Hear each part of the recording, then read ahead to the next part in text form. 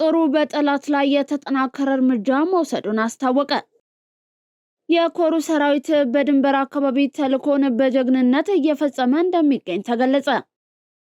ጠቅላይ ሚኒስትር ዶክተር አብይ አህመድ ከፊንላንድ ፕሬዝዳንት አሌክሳንደር ስተብ ጋር ተወያዩ። ዜና ስፖርት። ሊቨርፑል በኖቲንጋም ፎረስት 3-0 ተሸነፈ። ሰላምና ጤና በያላችሁበት ተመኘን። የተወደዳችሁ ተመልካቾቻችን ቀደም ብለን ያስተዋወቅናችሁን አበይት ርዕሰ ጉዳዮቻችንን ጨምሮ ቀሪ ስፖርታዊ መረጃዎችን ጨምረን ይዘናል። እስከ ፍጻሜው አብራችሁን ቆዩ። አሁን ቤት መግዛት ተችሏል። አዲሱ ፕላቲኒየም ብሎካችን ላይ 35% እውነተኛ ቅናሽ ለ15 ውድ የማል ሚዲያ ቤተሰቦች እንዲሁም አንድ ቤት ሲገዙ አንድ ቤት በነፃ የሚያገኙበት እድልም ተመቻችቷል። 60% ከወለድ ነፃ የባንክ ብድር በረጅም ዓመት የክፍያ አማራጭ ፓናሮሚክ ቪው ማለትም በአራቱም አቅጣጫ ማራኪ የተፈጥሮና የከተማ እይታ ለእያንዳንዱ ቤቶች ፕራይቬት ሊፍት የተገጠመላቸው የልጆች መጫወቻና የስፖርት ማዘውተሪያ፣ የመዋኛ ገንዳ፣ ጂምናዚየምና ቤተ መጻሕፍት፣ ፓርኪንግና የኤሌክትሪክ ቻርጅ መሙያን ጨምሮ ሌሎች ሁሉን አቀፍ መዝናኛዎችን በነፃ በመዲናችን አዲስ አበባ በነፋሻማዋ ለቡ መብራት እጅግ ማራኪና ቅንጡ በሆነው የመኖሪያ መንደራችን ውስጥ በ5% ቅድመ ክፍያ ብቻ የቤት ባለቤት ይሁኑ። ለበለጠ መረጃ በ0907 888883 ወይም በ0944 419190 ይደውሉ። በቀዳሚነት ወደ ያዝነው መረጃችን አለፍ። ክፍለ ጦሩ በጠላት ላይ የተቀናጀ እርምጃ መውሰዱን አስታወቀ። ክፍለ ጦሩ በጠላት ላይ የተጠናከረ እርምጃ መውሰዱን አሳውቋል። በዚህም በርካታ የጽንፈኛው ኃይል ሙትና ቁስለኛ ሲሆን የተረፈው እጅ ሰጥቷል። የሰሜን ወሎ ዞን አይና ቡግናና አካባቢው መሽጎ የህብረተሰቡንና የሀገርን ሰላም ሲያወክ የነበረው የጽንፈኛው ቡድን የሰሜን ምስራቅ እዝ ክፍለ ጦር በወሰደው የተቀናጀ ዘመቻ ጽንፈኛውን መደምሰሱን የክፍለ ጦሩ አዛዥ ሌተናል ኮሎኔል መለስ አሻግሬ ገልጸዋል። አዛዡ እንዳሉት በጽንፈኛው ቡድን ላይ ከፍተኛ የሆነ ቁሳዊ፣ ሰብአዊና ስነ ልቦናዊ ኪሳራ ደርሶበታል። የጽንፈኛው አባላትን ጨምሮ ቡድኑ ሲጠቀምባቸው የነበሩ ልዩ ልዩ የነፍስ ወከፍ መሳሪያዎች፣ ተሽከርካሪዎች፣ የምግብና የሕክምና ቁሳቁሶች በክፍለ ጦሩ መማረካቸውን አዛዡ ተናግረዋል።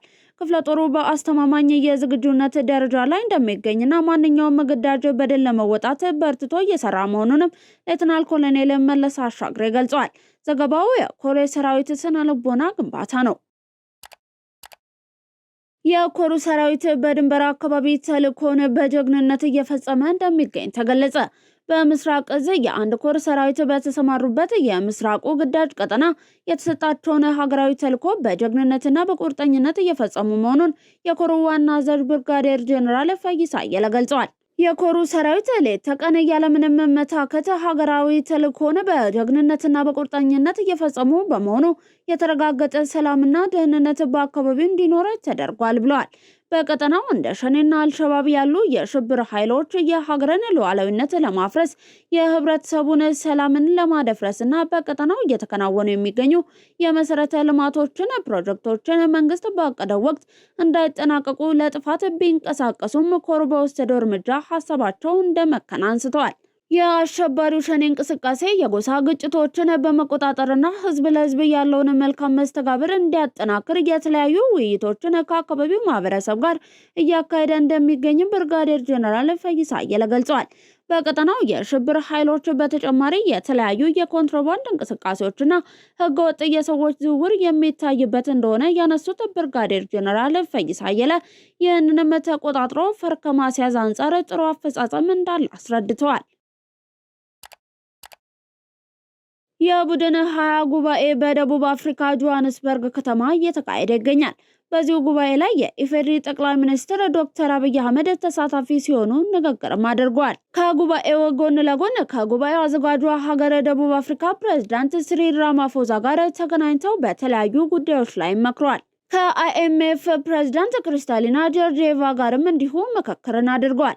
ጠቅላይ ሚኒስትር ዶክተር አብይ አህመድ ከአይኤምኤፍ ፕሬዝዳንት ጋር ያደረጉት ምክክር በዓለም አቀፍ የኢኮኖሚ አዝማሚያዎች፣ በሀገራችን የኢኮኖሚ ሪፎርም እንዲሁም ዘላቂና አካታች እድገትን ለመደገፍ ትብብራችንን ለማጠናከር ስላሉ እድሎችን ስለመሆኑ ተገልጿል። በተጨማሪም ከአዲሱ የአፍሪካ ልማት ባንክ ፕሬዝዳንት ዶክተር ሲዲ ኡልድታ ጋርም ተገናኝተው ተወያይተዋል። ውይይቱ ባንኩ በመላው አፍሪካ አካታች እድገት እንዲኖር የሚያደርገውን ወሳኝ ሚና ያጠናከረ ነበርም ብለዋል። ጠቅላይ ሚኒስትሩ ከቱርክ ፕሬዝዳንት ረሲፕ ጣይብ ኤርዶሃን ጋርም ጨምሮ ከተለያዩ መሪዎችና ኃላፊዎችም ጋር ተወያይተዋል።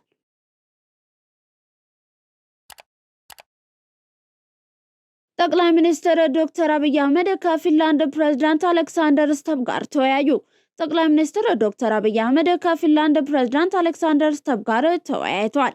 ጠቅላይ ሚኒስትሩ በማህበራዊ ትስስር ገጻቸው ባሰፈሩት መልእክት ከፊንላንድ ፕሬዝዳንት አሌክሳንደር ስተብ ጋር በቀጠናዊ ባለብዙ ወገን ትብብርና በሁለትዮሽ ግንኙነት፣ በትምህርት፣ የአየር ንብረት ጥበቃ ስራና በኢትዮጵያ በተከፈተው የኢኮኖሚ ምህዳር ስላሉ የኢንቨስትመንት እድሎች ተወያይተናል ብለዋል።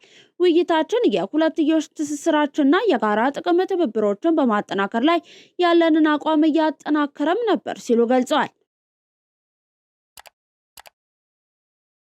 የባቡር አካዳሚውን መገንባት የኢትዮጵያን የማንሰራራት ጉዞ ለማድረግና ቀጠናዊ ትስስርን ለማጠናከር ጉልህ ድርሻ እንደሚያበረክት የትራንስፖርትና ሎጂስቲክስ ሚኒስትር ዶክተር አለሙ ስሜ ገለጹ።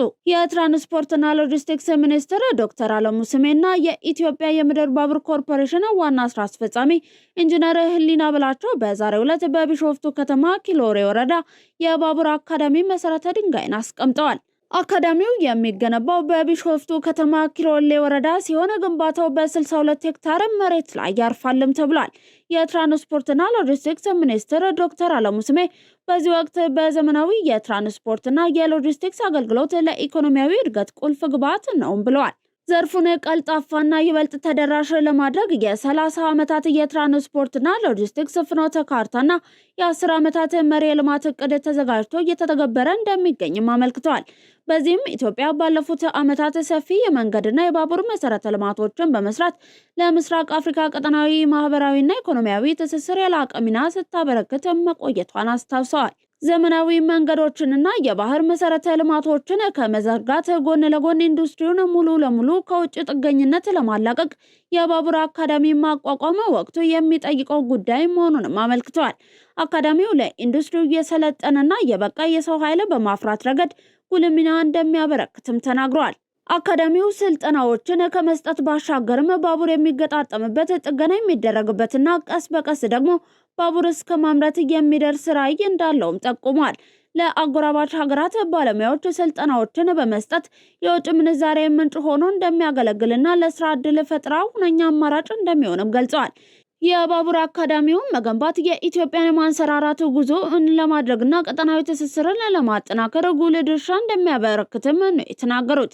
የኢትዮጵያ ምድር ባቡር ኮርፖሬሽን ዋና ስራ አስፈጻሚ ኢንጂነር ህሊና ብላቸው በበኩላቸው የባህር ትራንስፖርት የውጭና ገቢ ምርቶችን እንቅስቃሴዎችን በከፍተኛ ሁኔታ እንደሚያሳልጥም ተናግረዋል። የቢሾፍቱ ከተማ አስተዳደር ከንቲባ አለማየሁ አሰፋ እንደገለጹት አካዳሚው ለከተማዋ በረከትና ተጨማሪ የቱሪስት መስህብ ሆኖ ያገለግላል ብለዋል።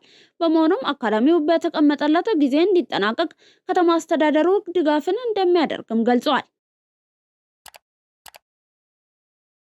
አውሮፓ ህብረት ከኢትዮጵያ ጋር ላለው አጋርነት የመገናኛ ብዙሃን ነጻነትና ታማኒ ምርጫ ምሰሶች መሆናቸውን ገለጹ። የአውሮፓ ህብረት ከኢትዮጵያ ጋር ያለውን ግንኙነት ለማጠናከር ያለውን ቁርጠኝነት በተለይም በመገናኛ ብዙሃን ነጻነት፣ በሲቪክ ምህዳርና በመጪው አጠቃላይ ሀገር አቀፍ ምርጫ ዝግጅት ላይ ልዩ ትኩረትን አድርጓል። ይህንን የገለጹት የአውሮፓ የውጭ ግንኙነት አገልግሎት የአፍሪካ ማኔጂንግ ዳይሬክተር ፓትሪሺያ ሎባርት ኩሳክ ዳር 5 ቀን 2018 ዓ.ም የውጭ ጉዳይ ኢንስቲትዩት ባዘጋጀው የአርዳ ቶክ ውይይት መድረክ ላይ ነው። ፓትሪሺያ ሎባርት ዲፕሎማቶችን፣ ምሁራንንና ባለስልጣናትን ባነጋገሩበት ወቅት መስከረም ወር ላይ ኃላፊነታቸውን ከተረከቡ ወዲህ ወደ ኢትዮጵያ ያደረጉት የመጀመሪያ ጉብኝት የአውሮፓ ህብረት ኢትዮጵያን በአፍሪካ ቀንድ የሰላምና የማረጋጊያ ቁልፍ ተዋናይ እንዲሁም በአፍሪካና አውሮፓ ግንኙነት ውስጥ ዋና አጋር አድርጎ እንደሚመለከታት አጽንኦት የሚሰጥ ነው ብለዋል። አክለውም የአውሮፓ ህብረትና የኢትዮጵያ ለ50 ዓመታት የዘለቀውን መደበኛ ግንኙነታቸውን እያከበሩ መሆናቸውን ጠቁሞ አጋርነቱ ጥልቅና ብዙ ገጽታ ያለው ነው ሲሉ ገልጸዋል። ሜሪትስ ፕሮፐርቲ ቀድመው ለሚመጡ የ30% ቅናሽ ያገኛሉ ይሎታል። ቤተ መንግስት አቅራቢያ አራዳ ፓርክና ፍሬንድሺፕ ፓርክ ከፊትና ከኋላ ያደመቀው አፓርትመንቶቻችን ባለ 1 መኝታ ሙሉ በሙሉ ሽያጭ ማጠናቀቃችንን እየገለጽን ባለ 2 እና ባለ 3 መኝታ በካሽ ለሚከፍሉ 30% ቅናሽ የተደረገባቸውን አፓርትመንቶች እንሆ ብለናል። ባለ 2 መኝታ በ5.9 ሚሊዮን ብር ጠቅላላ ክፍያ፣ ባለ 3 መኝታ በ8 ሚሊዮን ብር አጠቃላይ ክፍያ የማለት ቀድመው ለሚመጡ በካሬ 90 ሺህ ብር የነበረውን በ63 ሺህ ብር ብቻ እየሸጥን እንገኛለን። በዚህ መንደር መዋኛ ገንዳ፣ ጂምናዚየም፣ ደረጃውን የጠበቀ ሰፋፊ ሊፍቶች፣ ምቹና በቂ መኪና ማቆሚያ ቦታዎች፣ ዘመናዊ የደረቅ ቆሻሻ ማስወገጃና አውቶማቲክ ጄኔሬተር የተገጠመላቸው እንዲሁም የከርሰ ምድር ውሃና ለተለያዩ አገልግሎቶች የሚውል ሰገነትም በአንድ አካቷል። ለበለጠ መረጃ ከታች ባለው ስልክ ይደውሉ። ውድ ተመልካቾቻችን እየተመለከታችሁ የምትገኙት ወደ እናንተ እየደረሰ የሚገኘውን ምሽት መረጃችን ነው። ወደ ስፖርታዊ መረጃዎቻችን አለፍ። ሊቨርፑል በኖቲንጋም ፎረስት 3-0 ተሸነፈ። በ12ኛ ሳምንት የእንግሊዝ ፕሪሚየር ሊግ በሜዳው ከኖቲንጋም ፎረስት እየተጫወተው ሊቨርፑል በውድድር ዓመቱ በሊጉ ብቻ ለ6ኛ ጊዜ የተሸነፈበት ሆኗል። በአንፊልድ በተደረገው ጨዋታ ሙሪሎ፣ ኒኮሎ ሳቮና እና ጊብስ ዋይት የኖቲንጋም ፎረስትን ግቦችን አስቆጥረዋል። ሆላንዳዊ አሰልጣኝ አርነ ስሎት በሊጉ 50ኛ ጨዋታቸውን ባደረጉበት ምሽት አሁንም ከገቡበት የውጤት ቀውስ መውጣት ያልቻሉ ሲሆን በሊጉ ደረጃ ሰንጠረዥም ወደ 11ኛ ዝቅ ብለዋል። ኖቲንጋም ፎረስት ባለፈው ዓመትም ሊቨርፑልን በሜዳው 1-0 አሸንፎ እንደነበር ይታወሳል። ከባለፉት 7 የሊግ ጨዋታዎች በ6ቱ የተሸነፉት የ47 ዓመቱ አሰልጣኝ በመጡበት ዓመት የፕሪሚየር ሊጉን ዋንጫ ቢያነሱም ጫና በርትቶባቸዋል። በጨዋታው አሌክሳንደር ኢሳቅ በቋሚነት ቢጀምርም አንዳች ነገር መፍጠር ሳይችል ተቀይሮ ለመውጣት ተገዷል። በሌሎች የሊጉ ጨዋታዎች ፓላስ ወልቭስን 2-0 ሲያሸንፍ፣ ዌስትሃም ከበርንማውዝ 2 አቻ ተለያይተዋል። ብራይተን ብሬትፎርድን 2-1 እንዲሁም ፉላም ሰንደርላንድን 1-0 አሸንፏል።